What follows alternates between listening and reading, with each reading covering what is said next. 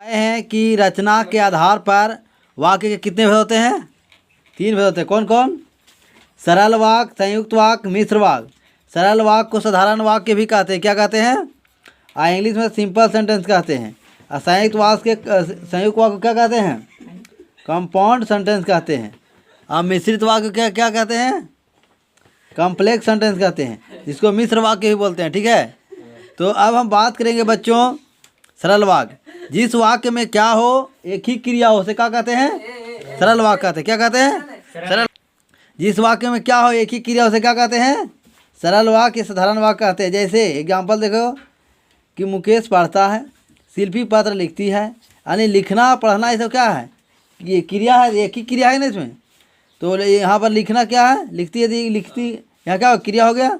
राकेश ने भोजन किया, तो राकेश ने क्या किया? भोजन किया। एक क्रिया है ना, तो क्या हो जाएगा? सरल वाक्य। दूसरा है बच्चों संयुक्त वाक्य। जिन वाक्यों में 2 या 2 से अधिक सरल वाक्य का योजक से जुड़े हो, उसे क्या कहेंगे हम? संयुक्त वाक्य कहते हैं। योजक से जुड़े हो, उसे क्या कहेंगे हम? जैसे क्या क्या हो, योजक में क्या क्या होगा? और रहे, एवं रहे, या, तथा, या, अथवा, इसलिए, अतः, फिर भी, तो, नहीं तो, किंतु, परंतु, लेकिन, पर, इत्यादि। अरे ये सब दिखे योजक में तो क्या हो जाएगा? ये संयुक्त वाक्य हो जाएगा। अर्थात ये पहचानने का ट्रिक है। क्या क्या? और, एवं, तथा, या, अथवा, इसलिए, अतः, फिर भी, तो, नहीं तो, किंतु, परंतु, लेकिन, पर, इत्यादि। ये सब मिले रहे क्या होगा? योजक में मिलेगा, क्या बोलेंगे इसको हम?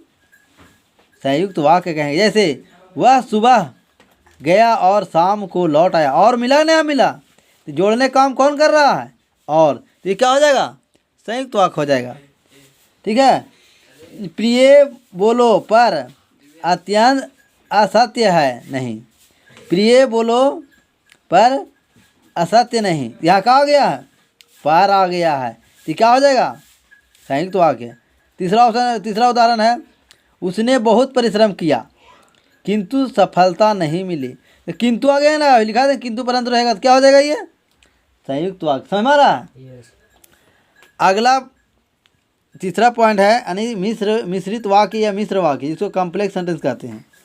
जिन वाक्यों में एक प्रधान हो अर्थात मुख्य हो, उपवाक्य हो और अन्य आश्रित यानी गौण उपवाक्य हो, तथा जो आपस में की, जो, क्योंकि, जितना, उतना, जैसा, वैसा, जब, तब, जहाँ, वहाँ, जिधर, उधर, अगर, आदि, तो, अद्यपि, तथापि,